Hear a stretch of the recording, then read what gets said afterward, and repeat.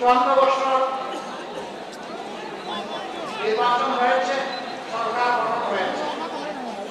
যারা সরকারে এসেছে আসার আগে তারা জনগণকে সুন্দর কথা শুনিয়েছে, ওয়াদা দিয়েছে, কিন্তু ওয়াদার জায়গায় রয়ে গেছে, ওয়াদা তারা বাস্তবায়ন করেননি।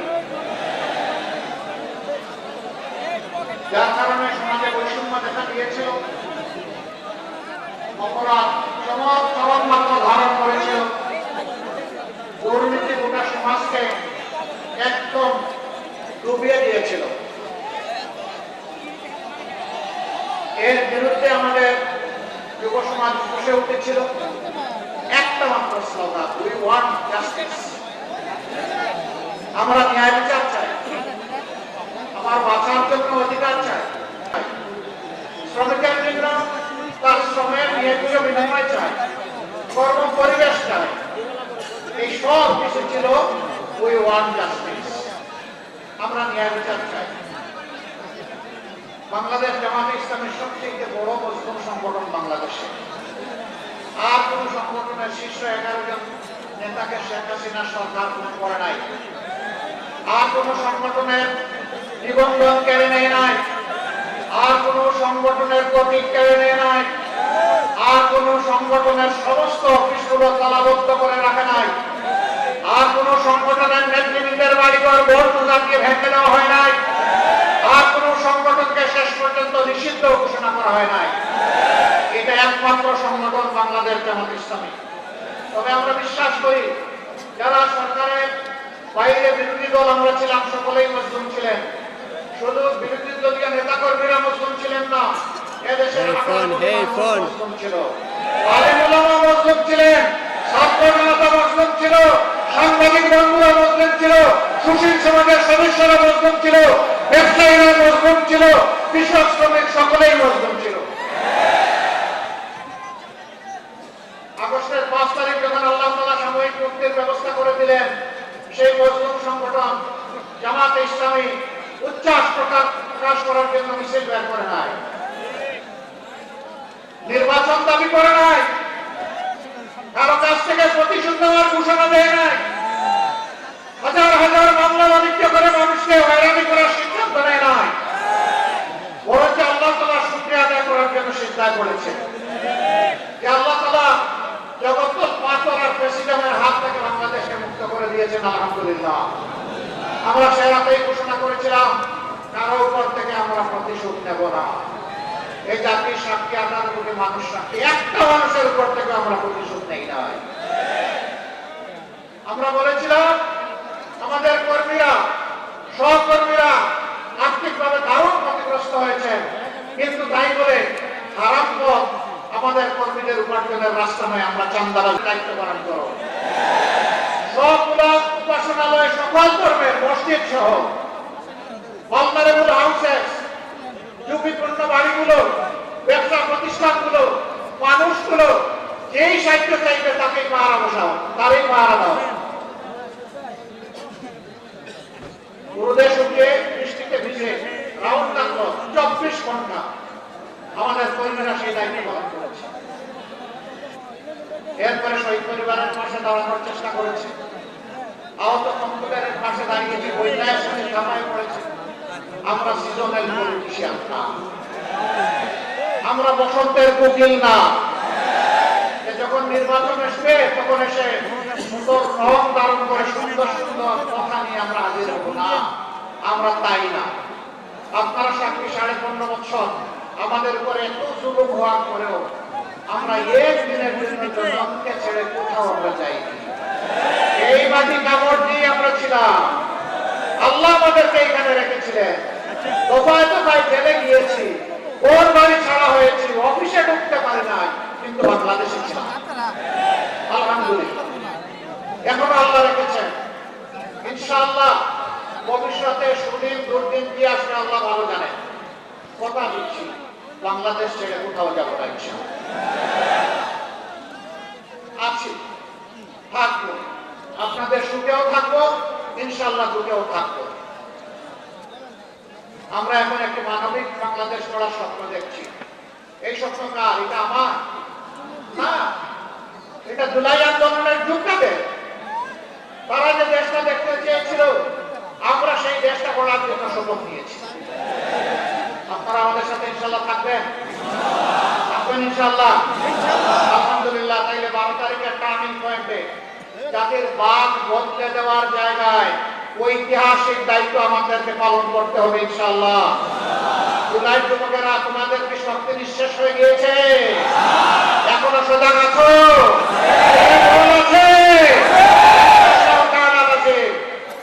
একটা সুষ্ঠু নির্বাচন এই জাতি আগামী 12 তারিখ আদায় করে ছাড়বে ইনশাল্লাহ। আমি বিভিন্ন জায়গায় শুনতে পাচ্ছি যারা আমাদের মতো মজলুম ছিলেন 15.5 বছর, তারা এখন ভিন্ন ভূমিকায় অবতীর্ণ হয়েছে। মানুষকে কষ্ট দিচ্ছেন, চাঁদাবাজি করছেন, দুর্নীতি করছেন, মামলা বাণিজ্য, দখল বাণিজ্য করছেন। শুধু তাই না, এখন নির্বাচন সামনে রেখে সম্ভাব্য নির্বাচনী এজেন্টদেরকে ঘরে ঘুরে গিয়ে নাকি তারা হুমকি দিচ্ছেন।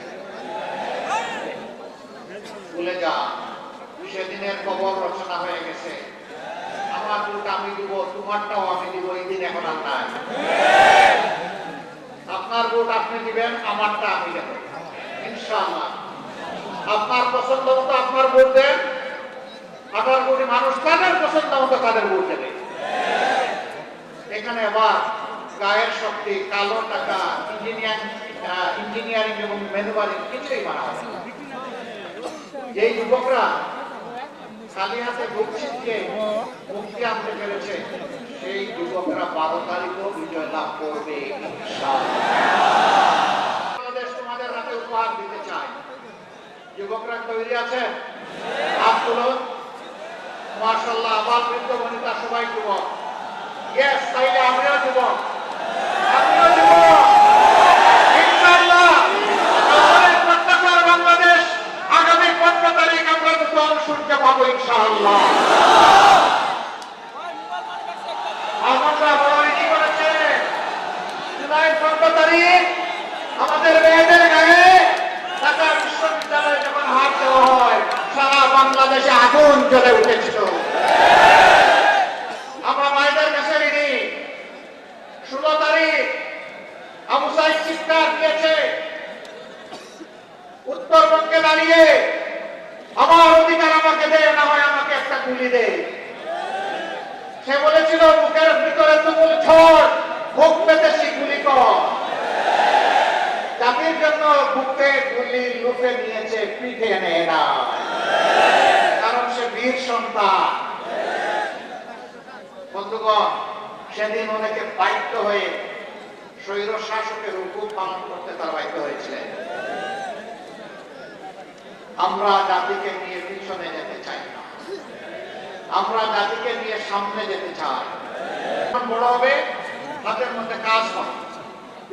এরপরে যখন আরো বড় হবে, দেশটাকে গড়ে দেবে।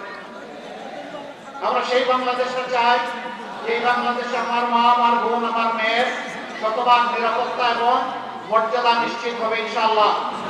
এটা ঘরে, রাস্তায়, কর্মস্থলে, যেখানেই হোক, সব জায়গায় একই হবে। আমরা সেই বাংলাদেশ চাই যে বাংলাদেশে মানুষ তার যোগ্যতা এবং তার অবদান অনুযায়ী মূল্যায়িত হবে। ফর এক্সাম্পল, আজকের এই জনসভায় যারা আমাদেরকে নিরাপত্তা দিচ্ছেন, তাদের জীবন আর সাধারণ একটা দপ্তরে, অফিসে যদি চাকরি করেন তার জীবন এক নয়। সেনাবাহিনী এবং আধা সামরিক বাহিনীতে যারা সদস্য হিসাবে নাম অন্তর্ভুক্ত করেন, প্রথম দিনই তারা নিয়ত করেন, আল্লাহর নামে শপথ করেন যে আমার দেশের প্রতি ইঞ্চি মাটি হেফাজত করার জন্য জীবন দিব, কিন্তু মাটি কাউকে দেব না। তাদের জীবন আর আমার জীবন এক নয়। র্যাব, পুলিশ, এরকম যারা আছেন শৃঙ্খলা বাহিনীতে, তাদের রাত নেই, দিন নেই, কখন কোথা থেকে কোন ডাক আসে তার কোনো ঠিকানা নেই। তার বেতন আর আমার বেতন এক হওয়া উচিত নয়। সবাইকে সমান দেওয়ার নাম ন্যায় বিচার নয়। যার যেটা ন্যায্য পাওনা তাকে সেটাই দিতে হবে, এর নাম ন্যায় বিচার। আমি আমার রাষ্ট্রের কর্মকর্তা কর্মচারীদেরকে সম্মানের সাথে বাঁচার, জীবন ধারণ করার ব্যবস্থা করে দেব না, আর সে অপরাধ করলে তাকে শাস্তির আওতায় আনবো, সরকারের কোনো অধিকার নেই। আগে তাকে তার অধিকার দিতে হবে, যাতে সে মন তুলে মন চার করে রাষ্ট্রকে সেবা করতে পারে। তারপরে যদি কেউ অপরাধ করে, অবশ্যই শাস্তি তার হওয়া উচিত। কিন্তু এর একজন চুপ, চুরি করার পরেও সাথে সাথে তাকে শাস্তি দেওয়া যাবে না। আগে দেখতে হবে পেটের ভিতরে আগুন জ্বলছে কিনা। যদি আগুন জ্বলে গুদারে জ্বলায়, আগে আগুন জ্বালানোর দায়িত্ব হচ্ছে সরকারের। ওই আগুন জ্বালানোর পরেও যদি রুমের বসবাস চুরি করে, তখন তার শাস্তি হবে, তার আগে নয়। আমরা সেই সরকার চাই, সেই বাংলাদেশ চাই, যেই বাংলাদেশে আইন হবে সবার জন্য সমান। যে দেশে একজন সাধারণ মানুষ অপরাধ করলে নির্দিষ্ট অপরাধের জন্য তার যে নির্দিষ্ট শাস্তি হবে, দেশের প্রেসিডেন্ট প্রধানমন্ত্রী একই অপরাধ করলে তাদেরকেও ছাড় দিয়ে কথা বলা হবে না। একই বিচারের মুখোমুখি হতে হবে। বিচারের নামে কোনো ইম্পিউনিটি নাই, দায় মুক্তি নাই। এ বিচার মেনে নিতে হবে। এই সামাজিক ন্যায় বিচার যখন কায়েম হবে, বাংলাদেশ ইনশাআল্লাহ রকেট গতিতে সামনের দিকে এগিয়ে যাবে। আপনাদের সকলকে ধন্যবাদ। দুটি ভোট আজকে আপনাদের কাছে চাই। জুলাই যোদ্ধাদেরকে সম্মান করার জন্য, তাদের আকাঙ্ক্ষা বাস্তবায়নের জন্য গণভোট।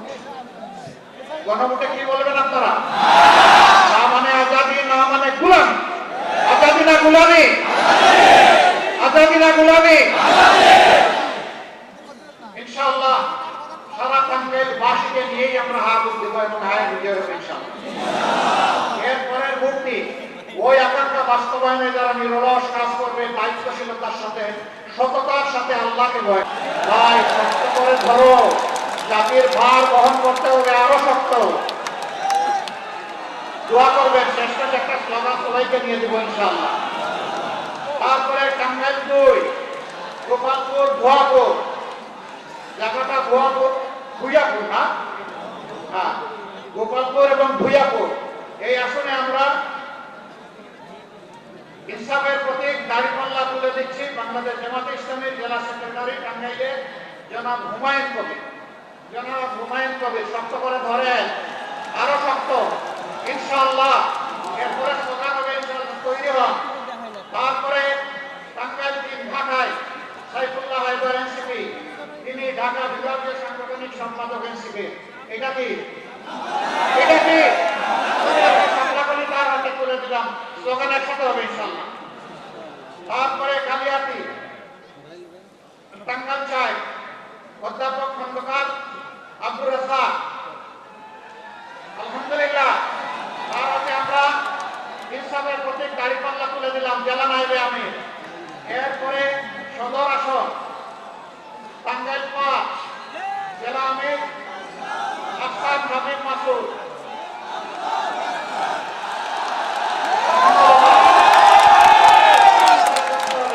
ইনশাআল্লাহ। এরপরে টাঙ্গাইল 6, নাগরপুর, দেলদুয়ার, ডাক্তার কে আব্দুল হামিদ। মাশাআল্লাহ, আমরা তার হাতে ইনসাফের প্রতীক দাড়িপাল্লা তুলে দিলাম। টাঙ্গাইল 7, অধ্যক্ষ আব্দুল্লাহ তালুকদার। আলহামদুলিল্লাহ দাড়িপাল্লা তুলে দিলাম। এই মানুষটা বুড়ো না জোয়ান? এই মানুষটা বুড়ো না জোয়ান? জোয়ান, ঠিক আছে, ভালো সার্টিফিকেট পাইছেন, নামেন। এরপরে ভাষায় শফিকুর, টাঙ্গাইল 8, মৌলানা শফিকুল ইসলাম খান। মাশাআল্লাহ, ধরেন, শক্ত করে ধরেন। আলহামদুলিল্লাহ। ভাই মাথা আছে? মাথা সুরে সাপলাকলি, আরে সাপলাকলি, এটাও বলতে হবে ইনশাআল্লাহ। 12 তারিখ সারাদিন সকাল সন্ধ্যা বিজয় হবে, বিজয় মালা ইনশাআল্লাহ। মাশাআল্লাহ।